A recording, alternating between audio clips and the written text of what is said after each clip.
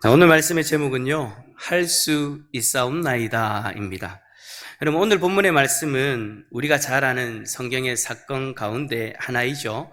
바로 오병이어의 사건입니다. 예수님은 자신을 따르는 사람들에게 하나님의 나라에 대해서 이야기해 주시고 또 그들의 병을 고쳐주시는 그런 일들을 계속해서 감당하셨습니다. 예수님의 마음에는 언제나 그들을 향한 사랑의 마음과 그리고 그들을 불쌍히 여기는 마음이 있으셨기 때문에 아무리 피곤하고 지쳐도 예수님은 한 사람 한 사람 그렇게 만나시면서 그들의 문제를 해결해 주셨죠. 그들을 불쌍히 여기는 그 마음이 예수님 가운데 가득했기 때문에 오늘 본문에서도 보면 예수님이 시간이 가는 줄도 모르고 정말 거기에 집중하면서 한 영혼에 집중하면서 그렇게 사람들을 대하고 있는 그 모습들을 우리는 보게 되어집니다. 예수님이 그렇게 집중하실 때 시간이 흘러 날이 저물어 가게 되어졌습니다. 여러분 한번 생각해 보십시오. 예수님이 그들에게 말씀을 하시고 병자를 고쳐주셨을 때의 그 모습 과연 여러분 어땠을까요? 빈들입니다.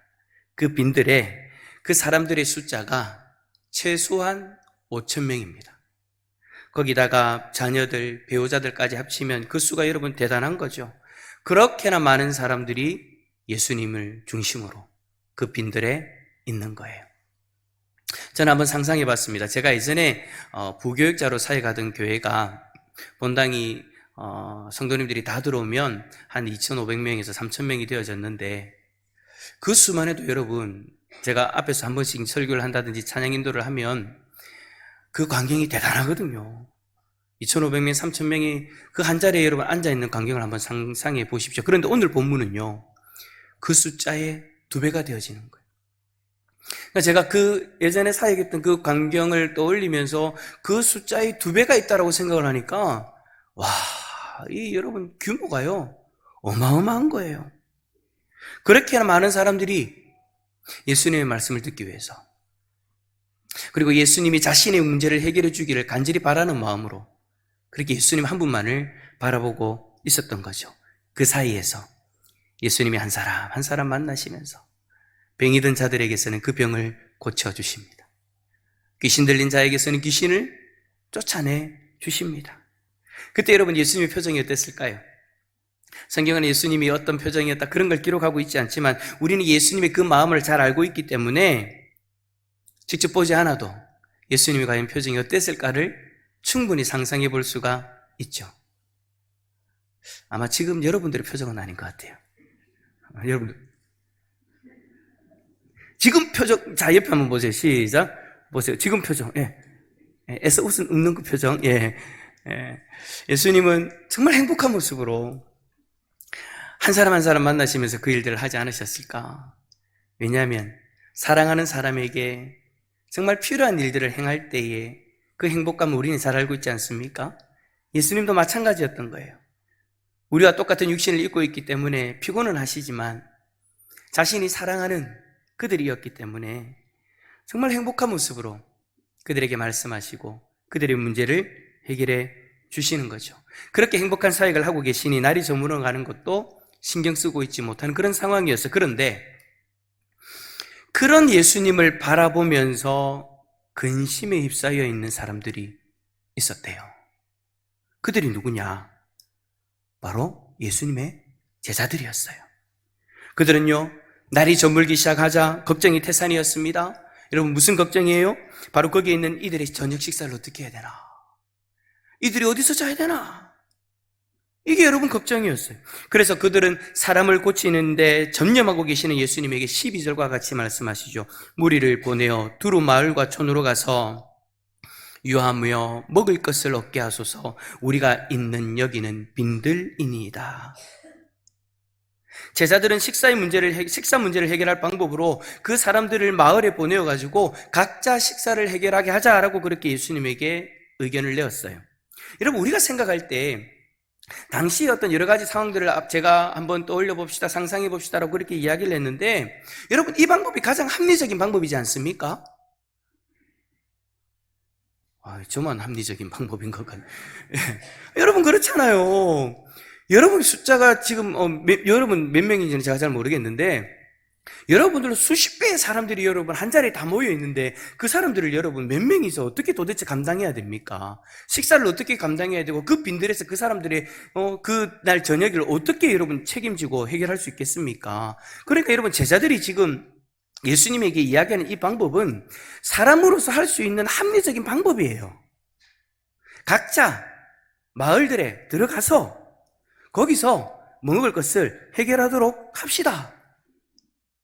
그러면 여러분, 예수님도 여러분 딱 보면 여러분 딱 나오잖아요. 아, 이거는 이렇게 해야 되겠구나. 제자들이 말이 맞구나라는 것을 인정하고 그렇게 하자라고 얘기를 해야 되는데 예수님이 정말 황당한 명령을 하십니다. 13절에 보니까 너희가 먹을 것을 줘라.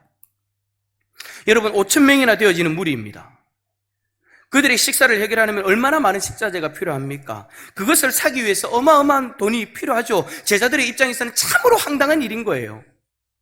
예수님의 이러한 말씀을 듣게 되어지는 제자들의 입장에서는 정말 당황스러운 그런 말씀인 거죠. 제가 만약에 여러분 그 자리에 있었다면 아이고 목사님이니까 그 자리에 있으면 아멘 하셨겠죠? 아니요. 저도 마찬가지로 그랬을 것 같아요. 마찬가지로 예수님에게 그렇게 이야기할 것 같아요. 예수님, 돈이 어디 있어요? 예수님, 이 많은 사람들을 먹이려면 제가 대상교회 담임 목사라서 아는데 저희 교회 주일날 여러분 한 120명 정도의 성도가 오셔가지고 예배를 드리는데 그분들의 식사를 준비하기 위해서도 권사님들이 여러분 몇 분이 나오셔가지고 하루 종일 음식을 준비해야 돼요. 국도 끓여야 되고 반찬도 해야 되고 그뿐입니까? 주일 되어지면 밥도 해야 되고 그러한 것을 뻔히 잘 알고 있는데 최소한 5,000명 자녀들 그리고 배우자까지 다 합치면 7,000명이나 넘는 그런 사람들이 그 자리에 있는데 예수님 아무리 생각해봐도 이건 답이 없어요. 그냥 보내야 돼요.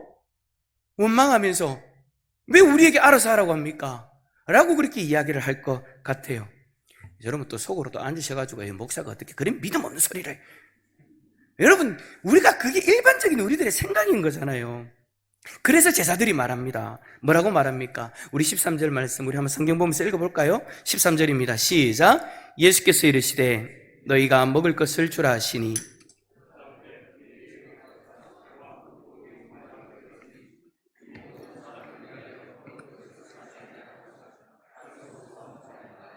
아멘. 그들은 예수님에게 현실을 얘기해 드립니다. 우리에게는 떡 5개와 물고기 2마리밖에 없습니다. 뿐만 아니라 동일한 사건을 기록하고 있는 마가복음 6장 37절에서는 우리가 가서 200데나리온의 떡을 사다 먹이리까? 그들이 계산을 했을 때는 이 많은 사람들이 먹으려면 그 정도의 돈이 필요하다라는 거예요. 근데 여러분 이 돈이요 어마무시한 돈입니다. 이 말은 무슨 말이냐면 제자들이 지금 어이가 없어서 반문하고 있는 거예요. 예수님 도대체 어떻게 먹이라는 것입니까? 예수님의 요구는요, 여러분, 현실적으로 불가능한 그런 요구인 거예요. 그래요. 제자들의 능력으로는 되지도 않는 일이에요. 그래서 그들은 말합니다. 할 수 없사옵나이다. 할 수 없습니다. 여러분, 우리도 제자들과 같은 그런 이야기들을 할 때가 많이 있죠. 나는 할 수 없습니다. 하나님이 나에게 어떤 것을 원하실 때 말씀을 듣거나 개인적인 묵상을 하거나 그리고 기도할 때 하나님이 우리들의 마음 가운데 성령께서 감동을 주시죠. 하나님이 나에게 어떤 일을 원하시는가? 하나님이 교회 가운데 어떤 일을 섬기기를 원하시는가? 하나님이 경청도의 남전도의 연합회를 통해서 태국 치앙마이 선교학교를 건축한 것을 원하신다는 것을 깨닫고 우리가 무엇을 해야 되는가? 하나님이 그런 감동들을 주시잖아요. 오늘 남전도회가 헌신 예배를 드리면서 이 귀한 사역을 감당하는 것도 하나님이 감동을 주셨기 때문에 하시는 것이잖아요. 이렇게 우리는 하나님의 뜻을 알 때가 있어요. 그때 우리는 여러분 무엇이라고 고백합니까? 물론 여기 있는 믿음 좋으신 분들은 아멘! 이라고 대답하시겠지만 대부분의 분들은 처음에는 그럴 거예요.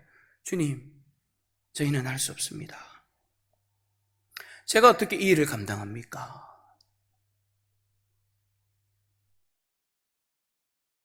여러분들이 교회에서 어떠한 일이 있을 때, 어떠한 사역이 맡겨졌을 때 대부분이 그렇게 다 반응을 하시잖아요.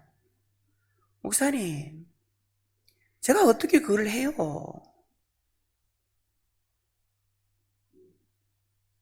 연말이 되어지면 우리가 항상 그 문제에 부딪히잖아요. 전 못해요. 저도 부교육자 생활을 쭉 하면서 그런 일들을 참 많이 경험했습니다. 그런데 여러분, 어디 제자들만 그랬습니까? 저는 제자들의 이러한 모습을 또 누구에게서 보게 되냐니까 바로 그 위대한 선지자 엘리야에게서 보게 되어집니다. 엘리야 선지자는 당시에 아합 왕의 아내였던 이세벨이 자신을 죽이려고 한다는 소식을 듣고는 자기 생명을 위해 광야로 도망을 갑니다. 그리고는 로뎀나무 아래에서 이렇게 고백합니다. 열왕기상 19장 4절에 자기 자신은 광야로 들어가 하루끼쯤 가서 한 로뎀나무 아래에서 앉아서 자기가 죽기를 원하여 이르되 여호와여 넉넉하오니 지금 내 생명을 거두시옵소서. 나는 내 조상들보다 낫지 못하니이다. 지금 무슨 말 하는 거예요? 나 더 이상 선지자로 못하겠어요. 차라리 이곳에서 나를 죽여주십시오.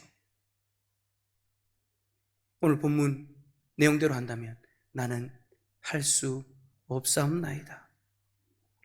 그런데 여러분, 엘리야가 왜 이렇게까지 고백하는 것일까요? 엘리야에게도 합리적인 이유가 있었어요. 이세벨이 어떤 사람입니까? 바알 숭배자로서 북이스라엘의 아합 왕과 결혼한 이후에 이스라엘 전역에 바알을 위한 상당을 지은 사람이에요. 거기다가 여호와를 섬기는 선지자를 죽이는 데에 거침없이 행동합니다. 당시 오바댜가 선지자 100명을 숨기지 않았다면 그 땅의 선지자들이 모두 죽게 되어졌을 거예요. 그냥 외면적으로 봤을 때, 일어나는 현상으로만 봤을 때 마치 이세벨이 하나님보다도 능력이 있는 것처럼.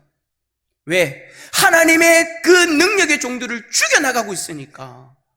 그런데 이세벨은 전혀 문제없이 그 잔인한 일을 하고 있으니까. 수많은 사람들이 그 이세벨을 보면서 겁을 내고 도망가는 거예요. 엘리야조차도 말입니다. 그런 사람이 타겟이 되어지다 보니 엘리야가 더 이상 선지자 노릇을 할 수 없다고 자신의 생명을 거두어 가려고 그렇게 이야기를 하고 있는 것이죠. 여러분, 저는 솔직히 그 마음이 충분히 이해가 되어집니다. 왜냐하면 저도 한때 그랬기 때문입니다. 하나님이 목회자로 부르셨을 때 저도 제자들이나 엘리야처럼 하나님 앞에 그렇게 이야기했습니다. 할 수 없다고요. 제 입장에서는 여러분, 할 수 없다라고 이야기할 만한 정당한 이유가 있었어요. 그 이유가 뭐냐? 첫 번째, 환경적으로 불가능한 일이었어요. 저희 집은 믿지 않는 집안입니다. 거기다가 장손입니다. 제사를 짊어지고 가야 될 사람입니다. 거기다가 온 집안을 다 뒤져봐도 믿는 사람이라고는 한 명도 없는 집안입니다. 환경적으로 불가능한 사람이에요. 교회를 다니는 것만 해도 큰 반대에 부딪히면서 거짓말하면서 교회 나가야 됐었는데, 목사라니요, 목회자라니요, 이거는 여러분 말도 안 되는 것이었어요. 거기다가 여러분, 제가 목사를 할 만한 능력이라도 있었습니까? 제가 하나님 앞에 목회자로 부르심을 받았을 때가 언제냐면 교회 다니고 난 지 1년 지나고 났어요. 고등학교 2학년 때 교회를 가기 시작해서 고3 때 이 부분에 대해서 주님이 말씀하셨어요. 여러분, 제가 무슨 능력이 있습니까? 이제 갓 교회 다니기 시작한 사람에게 하나님의 말씀을 제대로 배웠습니까? 신앙을 제대로 배웠습니까? 교회가 어떤 곳인지 제대로 압니까? 그냥 사람들이 좋아서 교회 가니까 선생님도 좋고 친구들도 좋고 찬양하는 것도 좋아가지고 집안의 반대에도 여러분 그렇게 교회를 간 것인데, 목회자라니요.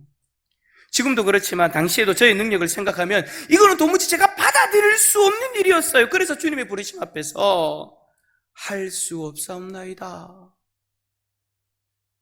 여러분, 제가 하나님 앞에서 너무 무리하게 아니다라고 이야기하는 겁니까?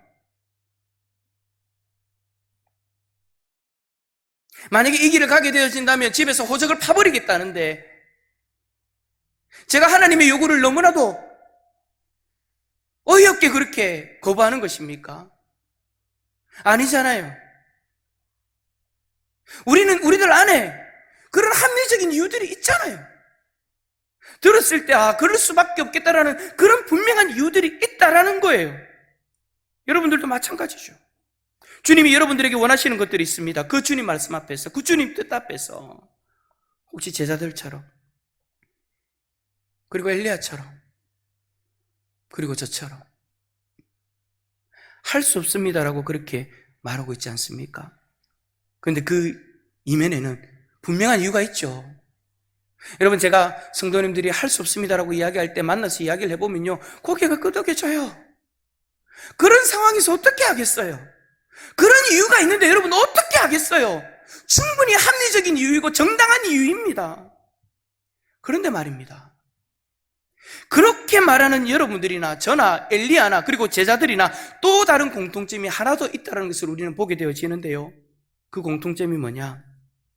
우리 모두가 그 말을 하기 전에 하나님의 능력을 경험하였다라는 것입니다. 여러분, 제자들을 보십시오. 제자들은 오병이어 사건 이전에 여러 마을을 다니면서 복음을 전하고 병을 고치는 그 능력과 권위를 경험했던 사람들입니다. 이 일이 분봉왕 헤롯에게 전해지는데 그가 심히 당황할 정도로 파급력 있는 일이었다라고 성경은 기록하고 있어요. 제자들이 행한 그 놀라운 일들로 말미암아 사람들은 죽은 요한이 살아났다, 엘리야가 나타났다, 옛 선지자 중에 한 사람이 살아났다라고 말할 정도였습니다. 그런 놀라운 일을 경험하고도 그들이 하는 말이 뭐예요? 할 수 없사옵나이다. 엘리야는 어떻습니까? 광야로 도망가기 전에 그는 바알의 선지자 450명과 기도의 대결에서 이긴 자입니다. 당시에 3년 6개월 동안 비가 오지 않았는데 갈멜산에서 각자의 신에게 기도하여 비를 내리게 하자라고 그렇게 대결을 하게 되어지죠. 그때 그는 바알 선지자들을 다 죽이고 하나님이 기적적으로 비를 내리시는 것을 경험했던 사람입니다. 그런데 그 한 사람, 이세벨이 자기를 죽이러 온다라는 그 일로 인해서 그가 하는 그 일이 뭐예요? 그가 하는 그 말이 뭐예요? 더 이상 할 수 없다라는 거예요. 그 놀라운 기적을 경험하고도 하나님 앞에 더 이상 할 수 없습니다. 광야로 나아가서 차라리 저를 죽여주십시오. 나는 죽어도 못하겠습니다. 여러분, 우리는 어떻습니까? 우리는 죽을 수밖에 없는 죄인이 구원받는 놀라운 기적을 경험한 사람인 줄 믿습니다.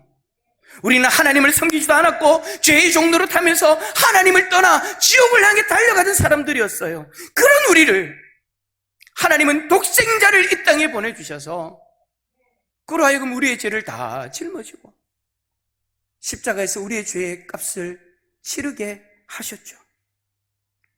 우리로 하여금 구원받을 수 있는 길을 열어주신 거예요. 그런데도 불구하고 우리는 예수님을 믿지 않았습니다. 우리는 하나님을 받아들이지 않았습니다. 그런 우리에게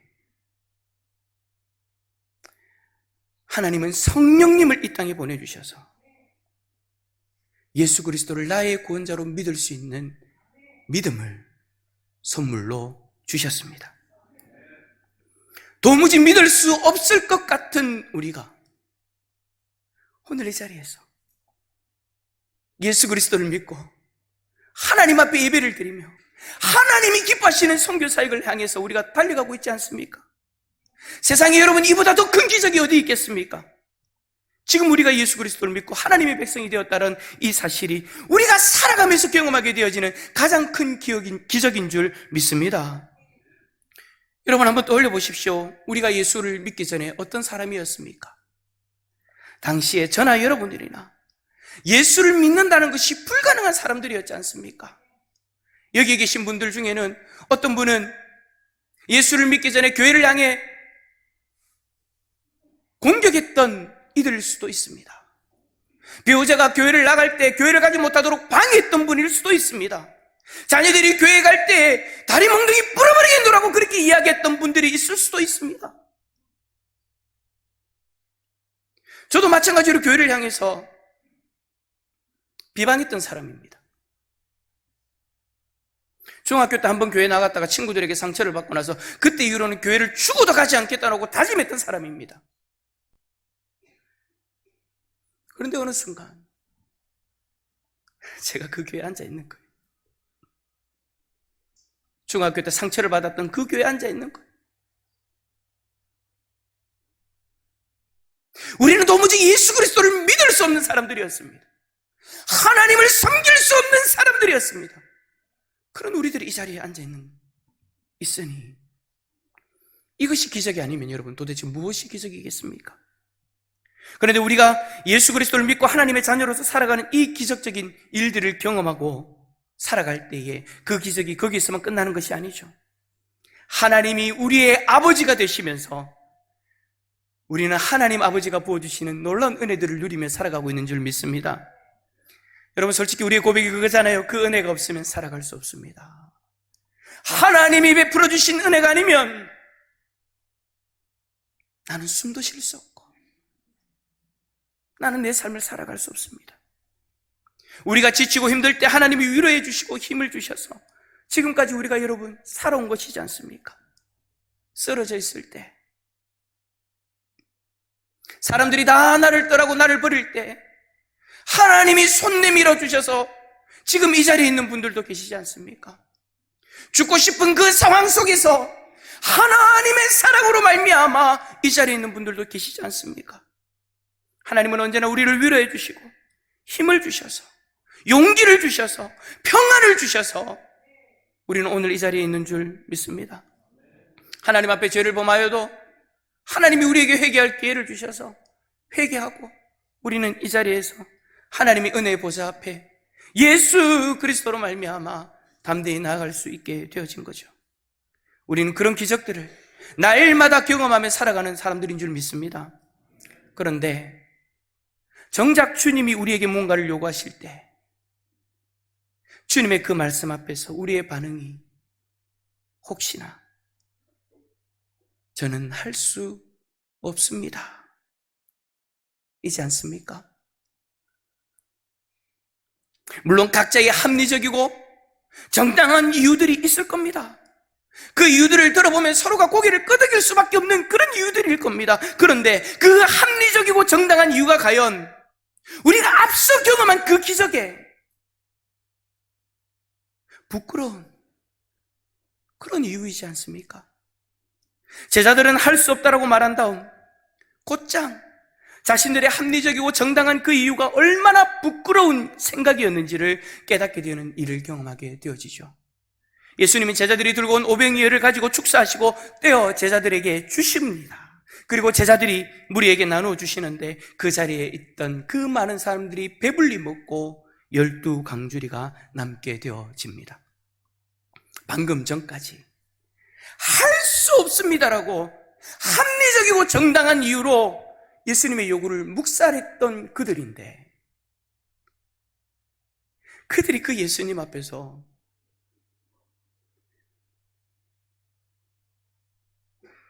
떡과 고기가 가득한 바구니를 들고 서 있는 거예요. 저 같으면 여러분 고기를 못 들 겁니다. 목사님 120명 먹는데도 그렇게 많은 사람들이 필요하고 그렇게 많은 돈이 필요하는데 이 7,000명이나 되는 사람들을 먹이려면 어떻게 해야 됩니까? 제가 분명히 앞에서 그렇게 이야기할 거라고 했잖아요. 근데 그 주님 앞에서 안 된다라고 이야기하면서 할 수 없습니다라고 이야기하면서 그렇게 이야기했던 그 모습이 그 바구니를 들고 얼마나 창피할까요? 엘리야도 마찬가지입니다. 하나님은 이세벨이 무서워서 더 이상 살기 싫다라고까지 말하는 엘리야를 로뎀나무 아래에서 천사를 보내어 그를 어루만지시고 먹이시고 회복시켜 주신 이후에 강한 바람으로 산을 가르고 바위를 부수며 지진을 일으키시고 불을 일으키시는 능력을 보여주시면서 엘리야의 그 합리적이고 정당한 이유가 얼마나 어리석은 것인지 깨닫게 해 주십니다. 사랑하는 성도 여러분, 하나님의 명령에 순종하지 못하게 하는 우리 안에 있는 그 합리적이고 정당한 이유들이 얼마나 어리석은 변명인지요. 여러분, 그 이유들을 한번 생각해 보십시오. 작년 한 해 여러분이 안 된다라고 이야기했던 그 이유들을 한번 떠올려 보십시오. 그 이유 가운데 하나님의 능력이 조금이라도 고려되었었습니까? 우리의 그 이유 안에는 나의 능력, 나의 상황밖에 안 들어가 있어요. 나의 능력과 나의 상황만 고려되어져 있는 거죠. 그래서 하나님 앞에 이야기하는 거예요. 안 된다고. 근데 여러분, 그 이유 가운데 정말 하나님의 능력이 조금이라도 고려가 되어 있었냐라는 것입니다. 아니요. 하나님의 능력이 조금이라도 고려되어진 상황이라면 우리는 주님 앞에 할 수 없다라고 이야기할 수 없을 거예요. 우리는 항상 그렇습니다. 하나님은 나를 구원하기 위해서 독생자까지 아낌없이 주시고, 지금도 하나님은 당신의 능력과 당신의 사랑으로 우리를 도우시고 인도하기를 원하시는데, 우리는 언제나 나의 능력을 먼저 보고 나의 상황을 먼저 보고, 그러고는 말하는 거예요. 나는 할 수 없사옵나이다. 사랑하는 경성남전도회 연합회 여러분, 그리고 사랑하는 우리 은혜로교회 성도 여러분, 오늘 이 시간 우리의 그 모습을 내려놓을 수 있기를 바랍니다. 우리는 이미 감당할 수도 없는 기적을 경험한 자들이고, 우리는 지금도 그 기적으로 살아가는 사람들입니다. 그렇다면 더 이상 우리의 능력을 바라보는 것이 아니라, 더 이상 우리의 상황에 사로잡혀 있는 것이 아니라, 우리를 통해 역사하실 하나님의 능력을 바라봅시다. 주님이 뜻하시는 그곳에서 아멘으로 순종하며 하나님의 능력을 경험하는 우리 경성남전도의 연합회 여러분들과 우리 은혜로교회 성도님들이 다 되시기를 예수 그리스도 이름으로 축원합니다.